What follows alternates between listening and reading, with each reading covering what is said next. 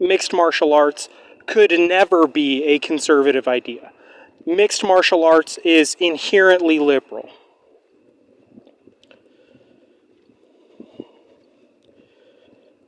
MMA, ironically, shares an acronym with MMA, medical methods of abortion. MMA stands for mixed martial arts and medical methods of abortion. The issue, or one of the issues with mixed martial arts, is that even if you were to make it a man's-only sport, you will always have activists pushing for equal gender opportunity. Women's mixed martial arts, of course, extremely liberal because female cage fighters are dependent on the methods of Planned Parenthood to keep their career on track. They are hyper-focused on Planned Parenthood because mixed martial arts is a sport where people get hit hard in the body, in the stomach, rather, on the regular. They get hit hard in the stomach on the regular, do people in mixed martial arts. And so female cage fighters are hyper-focused on Planned Parenthood. They depend on the methods of Planned Parenthood. Sometimes miscarriage happens.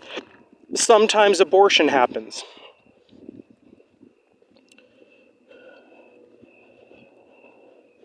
That comes with the territory of women fighting in a cage.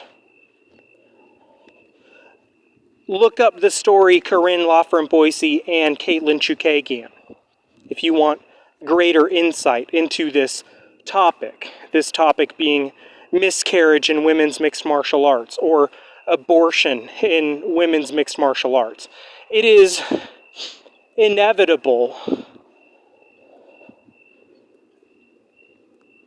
Miscarriage in women's MMA is inevitable. It will happen from time to time. And so by creating that at all, by industrializing that at all,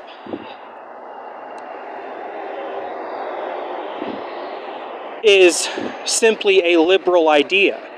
This is not, another important part of this argument, the argument that is mixed martial arts is a liberal idea and belongs attached to a liberal identity politic, right? Not a conservative identity politic, right?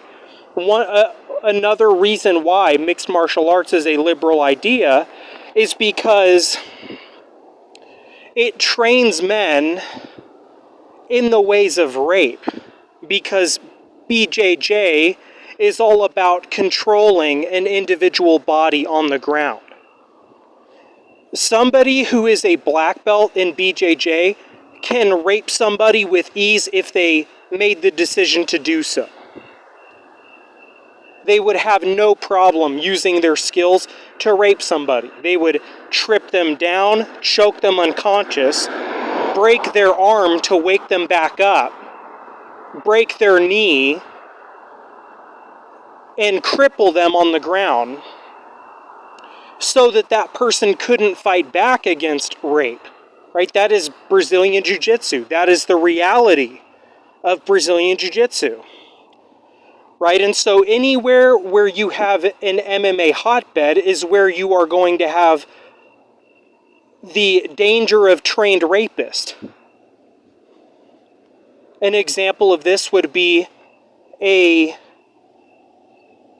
person, a man who holds rank in BJJ, who got addicted to drugs and fell off the wagon, and now he's involved in crime in the streets. Maybe he's homeless, right?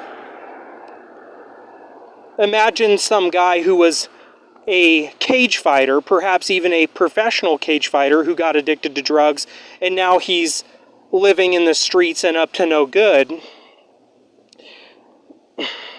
And he feels rejected by women because he's homeless or half homeless. He's in and out of hotel rooms. He's not in a great situation financially, and he's addicted to drugs. And then he decides to rape a woman because he sees an opportunity. And he's all fucked up in the head. That would be his reasoning for doing it, is because he's all fucked up. Right? And so anywhere where you have an MMA, BJJ hotbed, a place like Austin, Texas, is where you are going to have trained rapists in the street. Trained rapist meaning somebody who competed at a high level in BJJ, MMA, and then he fell off, right? A man who competed, right? Anywhere where you have an MMA, BJJ hotbed, right? A place like Vegas or Austin or Florida is a place where you're going to have men who fell off the wagon, but they have those skills, and they are a threat to women in this way. And so that's another area where MMA is liberal because of rape and abortion, right? Women who get raped and they feel like it is their right to have an abortion because they were taken advantage of by a trained rapist, you know? And so it creates a further dependency on abortion. So that whole movement, in my mind, is just a liberal movement. You could never call mixed martial arts a conservative idea. Here's another part of the argument that is MMA is inherently liberal. So mixed martial arts is a very racially diverse group of people who are all marked by their ears. Meaning they are a racially diverse class group of people.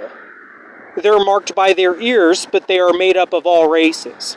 Right? People identify them with the socialite, because the socialites are those who sell their image online. They perform in various activities or sports, whatever. And a big part of what they do is promoting themselves by using their image, right? They are slaves to their image.